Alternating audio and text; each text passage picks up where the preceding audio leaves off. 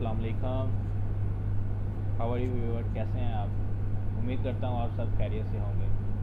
कल हमने एक पार्ट वन बनाया था शेफ़ इंटरव्यू का, जो हमारे बांग्लादेशी भाई हैं।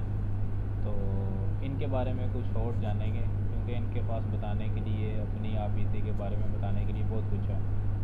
तो इसीलिए हमने वो टॉपिक स्टार्ट किया था। तो आज अपने बांग्लादेशी भाई से बात करेंगे। तो उससे पहले आप प्लीज़ हमारे चैनल को सब्सक्राइब करें, क्योंकि हम लोग फर्स्ट चैनल बनाया, इतना हमें एक्सपीरियंस नहीं है, फिर भी हम कोशिश कर रहे हैं। तो प्लीज़ हमें सपोर्ट करें। तो आए यहाँ ले चलते हैं आपको बांग्लादेशी भाई के पास। Hi viewers, how are you? मेरा नाम राहिम है, मैं बांग्लादेशी हूँ। तो आप लोग को सुनाया वो पिछले एक पार्ट में। जब मैं एक बात बताऊँ, मैं जब मलेशिया पहला नया आया था, उसी टाइम पे मैं आगने के बाद मेरे को एक बार पुलिस में पकड़ाया। सो मैं आप लोगों को पास एक मैसेज भेजना है। जो मलेशिया कोई भी कंट्री जाना है, कोई भी अपना कंट्री छोड़ के जो भी कंट्री है जाना है घूमने के लिए, टूरिस्ट वीज़ा पे जाओ, 1 महीने के लिए जाओ, कोई बात नहीं, वापस वीज़ा ख़त्म है, अपना देश में चला जाओ। सो मैं आने के बाद मैं 2 साल लीगल था, 2 साल 1 साल कुछ था, 2 साल इतना नहीं है। सो उसके बाद मैं अनलीगल हुआ इधर, कोई लीगल होने के लिए कुछ भी नहीं था। तो उसी टाइम पे मैंने पुलिस में पकड़ा गया, इमिग्रेशन पुलिस में।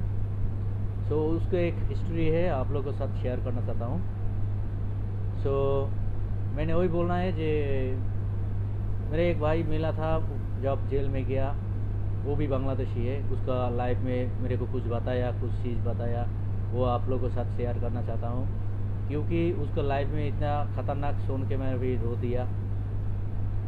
जब वो मलेशिया आने के लिए उसका एजेंट के पास पैसा दिया था, हमारा बांग्लादेश, क्योंकि हमारा एजेंट बहुत बड़ा वो है, क्योंकि ज़्यादा पैसा लेता है। सो सब लोगों की एक ही बात है, जो आना है लीगल पे आ जाओ, और कोई भी कंट्री जाओ भाषा सीख लो, कम से कम इंग्लिश सीखना ही है। इंग्लिश सीख के जाओ, हर कंट्री चलेगा। जैसा हम गलत किया, हम कुछ भी भाषा, अपना भाषा, लैंग्वेज, बांग्ला भाषा भी नहीं, कुछ नहीं आता था।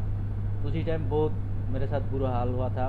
लोगों मेरे को कुछ भी बोला था, जे भाषा कुछ नहीं आता है, कहाँ से आया, कहाँ का है, कुछ सुनना पड़ता था। सो इसलिए मैंने बोला हूँ, जे कोई भी दूसरा कंट्री जाओ, सीख के लो, कम से कम इंग्लिश सीख जाओ। हर कंट्री में तुम इंग्लिश, इंटरनेशनल इंग्लिश है, चलेगा, कोई बात नहीं। सो भाई के लिए जो बात मैं बोलना चाहता था, वो भाई बोला था जो उसको पैसा लिया था, तो उसको नहीं पता जो वो कैसे आ रहा है, समुद्री से आ रहा है के लिए। उसको पता है जो अपना फ्लाइट में जा रहा है के लिए, उसका एजेंट बोला था। सो वो आया इंडोनेशिया आया, पहले मलेशिया आया। मलेशिया आने के बाद उसको ले गया इंडोनेशिया ले गया। इंडोनेशिया से दूसरा, और एक इंडोनेशिया के अंडर है, दूसरा जगह पे ले गया, और दूसरा विलेज में। सो उधर लेके गया, जंगल में ले गया। एक दिन पूरा दिन भर गाड़ी में ले गया, चल रहा है, बोल रहा है एक जंगल में ले गया। जंगल में जाने के बाद उसमें घर था, एक छोटा घर में। वो कम से कम 1 हफ्ता उधर, खाना पीना इतना नहीं मिल रहा है। वो कुछ मांग रहा है तो उसको मार रहा है, गाली दे रहा है, और उसको गांव में फ़ोन करके बोल रहा है तू तेरा गांव में बोल पैसा देने के लिए। तो वो बंदा तो फंस गया, उससे तो कुछ नहीं कर सकता है, क्योंकि वो फंसा है। अभी इधर मैं कुछ बोलूँगा तो मेरे को मारेगा, कटने के लिए बोल रहा है, मारने के लिए, मार डालेगा, ऐसा बोल रहा है। तो डरता है यार। उसको गांव में बीवी बच्चा को पास बोला था, दे मेरे माँ बाप को पैसा दे दो भाई, ऐसा करके उसका कम से कम हमारा देश में 4 लाख ऊपर ले। मलाई रिंगित सोच लो, तुम्हारा 25,000 रिंगित, मलाई रिंगित 25,000 रिंगित, हमारा देश में 4 लाख ऊपर। सो वो ऐसा करके आया। 1 हफ्ता बाद, उधर 5 दिन रहा था जंगल में। 1 हफ्ता बाद उसमें एक स्पीड बोट लेके आया, समुद्र में जो वो चलता है। और इसका वो जे लड़का मेरे साथ ये बात किया ना, जे भाई, वो भाई को तैर नहीं आता है। वो तो डर गया, वो तूफान आ रहा है, ऐसा ऐसा करके उल्टी कर रहा है, और वो तो उल्टी मार रहा है, वो तो डर रहा है, चिल्ला रहा है, तो उसके मुंह में एक कपड़ा बांध दिया, क्यों चिल्ला रहा है। उससे कम से कम 60-70 पीपल, मतलब 60-70 लोग था। तो साइड में बैठा है, एक टांग समुद्र में और एक टांग अंदर है, मिडिल में वो जैसा वो है। ऐसा करके उसका मलेशिया घुसाया, मलेशिया आया था। आने के बाद फिर भी मलेशिया वो गाड़ी में कैसे कैसे समुद्र पहाड़ में, पहाड़ को साइड में जंगलों से रात में चलना है, रात रात करके मलेशिया आ गया। कम से कम भाई बोला था 3-4 दिन रात में ही चलना है, सिर्फ रात में। रात 12-1 बजे शुरू होता है, 4-5 बजे वो उसका जगह पे पहुँच जाता है। उसके बाद फिर भी उसके बाद एक एक जगह अलग अलग सेक्टर है उसके लिए।